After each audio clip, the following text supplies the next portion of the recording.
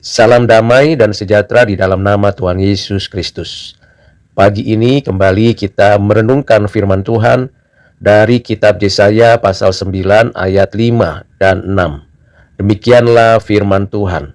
Sebab seorang anak telah lahir untuk kita, seorang putra telah diberikan untuk kita.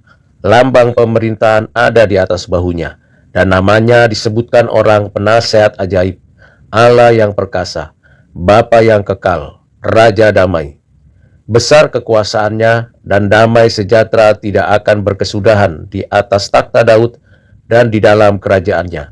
Karena ia mendasarkan dan mengokohkannya dengan keadilan dan kebenaran dari sekarang sampai selama-lamanya.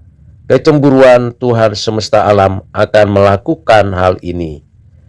Dari ayat-ayat yang sudah kita dengar, kita akan belajar beberapa hal penting untuk menjadi bahan perenungan kita, dan kita menjadikan itu dasar perbuatan, pikiran, dan perilaku kita.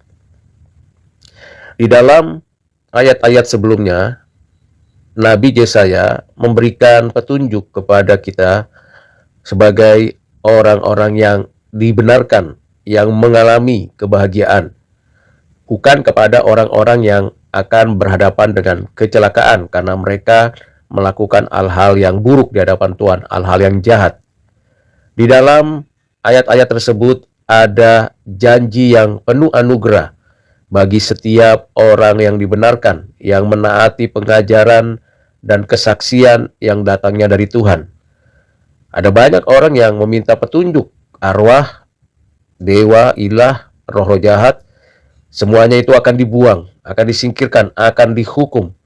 Tetapi kita yang dibenarkan dan yang mengalami pengampunan akan menikmati terang yang besar dan kelegaan dalam kehidupan. Ke tengah-tengah kesusahan kita akan menikmati anugerah kabar baik yang datangnya dari Tuhan mengenai kehadiran Mesias, kemenangan-kemenangan Mesias yang lahir itu, dan pemerintahan kekuasaannya yang beserta dengan kita. Dengan demikian, kita mendapatkan kekuatan menjalani kehidupan ini. Mari kita lanjutkan pembahasan dari ayat-ayat tersebut. Sesungguhnya memang kita berhadapan dengan kesusahan, kesesakan, kegelapan, dan kesuraman di tengah-tengah dunia ini. Tetapi di dalam kegelapan itu terbitlah terang bagi kita orang-orang yang dibenarkan Tuhan. Terang yang melampaui terangnya siang. Dan tidak lagi selamanya ada kesuraman bagi orang-orang yang dibenarkan Tuhan. Kita akan mengalami kemenangan dan mengimbangi kesusahan-kesusahan kita. Ada penghiburan yang datangnya dari Tuhan. Walaupun ada sesuatu yang teramat gelap, susah, dan sulit, tetapi terang itu menguasai hati kita. Dengan demikian, kita sungguh-sungguh bersyukur kepada Tuhan.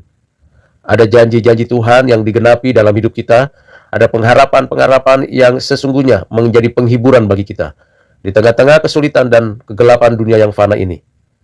Dan terang yang besar itu akan berkuasa menghabiskan dan menghapuskan segala kegelapan itu. Dan kita mendapatkan jalan menuju yang benar itu. Dengan pengertian-pengertian itu, kita bersyukur, kita berjalan di dalam kegelapan dan diam di negeri kekelaman dengan terang yang datangnya dari Tuhan, yang tinggal di dalam hati kita. Ketika kita berhadapan dengan kesulitan itu, terang itu memimpin kita. Kita tidak lagi ada di dalam kegelapan. Kita tidak takut lagi berhadapan dengan kegelapan. Kita akan bersukacita, karena di dalam hati kita, dalam hidup kita, ada terang Tuhan yang memberikan kekuatan melawan kegelapan. Kita dibebaskan dari dari perambaan. Kita mendapatkan kelegaan dan segala penindasan akan dipatahkan. Dan kita bisa hidup lebih daripada pemenang yang memberikan kehidupan yang sejahtera. Sehingga kita tidak takut lagi beribadah kepada Tuhan. Karena Tuhan beserta dengan kita. Anak yang telah lahir bukan saja memberikan kepastian bahwa janji Tuhan itu pasti dan sudah digenapi. Banyak hal yang perlu kita mengerti dari hal itu. Semua hal yang besar yang dilakukan Allah bagi umat perjanjiannya digenapi, dinyatakan di dalam nama Tuhan Yesus Kristus. Dengan segala kerendahan hatinya, Dia yang adalah Allah yang perkasa, anak yang telah lahir itu, Dia yang ada di pangkuan Bapa yang kekal, adalah putra yang diberikan Bapa. Dengan kerendahan hatinya, mengenakan kodrat kita atas dirinya. Dia telah lahir ke dalam dunia. Firman menjadi manusia dan diam di antara kita. Dia diberikan secara cuma-cuma untuk menjadi segala sesuatu bagi kita sebagai orang-orang percaya. Begitu besar kasih Allah akan dunia ini, sehingga Ia memberikan anaknya yang tunggal untuk menebus kita. Dia lahir bagi kita, juru selamat yang memberikan hidup dan kehidupan yang baru. Dia adalah penasehat ajaib, mengenal isi hati kita, memberikan hikmat dan pengertian ketika kita mengalami kesulitan di dalam mengambil keputusan. Keajaibannya karena Ia adalah Allah yang sekaligus manusia sepenuhnya. Dia mengerti kesulitan dan kesusahan manusia karena Dia ada dan hadir sebagaimana manusia yang sempurna. Penasehat yang lain hanya berkata ini dan itu. Tetapi Yesus Kristus adalah penasihat ajaib yang menyatakan nasihat-nasihat Allah sejak dari kekekalan. Ia menasihati anak-anak manusia untuk kesejahteraan umatnya. Dengan hikmatnya yang sempurna, Dia adalah sungguh penasihat yang ajaib, yang di dalam nasihat-nasihatnya ada mukjizat, ada kuasa, ada kekuatan. Dia juga adalah Allah yang perkasa, yang sanggup menyelamatkan sampai setuntas-tuntasnya.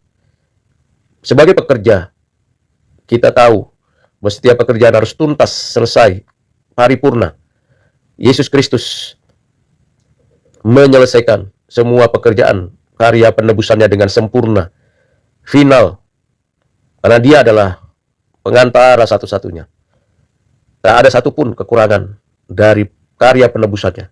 Dengan kuasanya yang perkasa, menyelesaikan semuanya di dalam keadaannya sebagai manusia yang sempurna.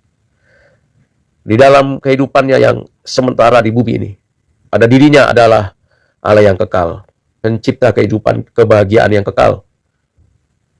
Dia adalah kekal dari kekal sampai selama-lamanya.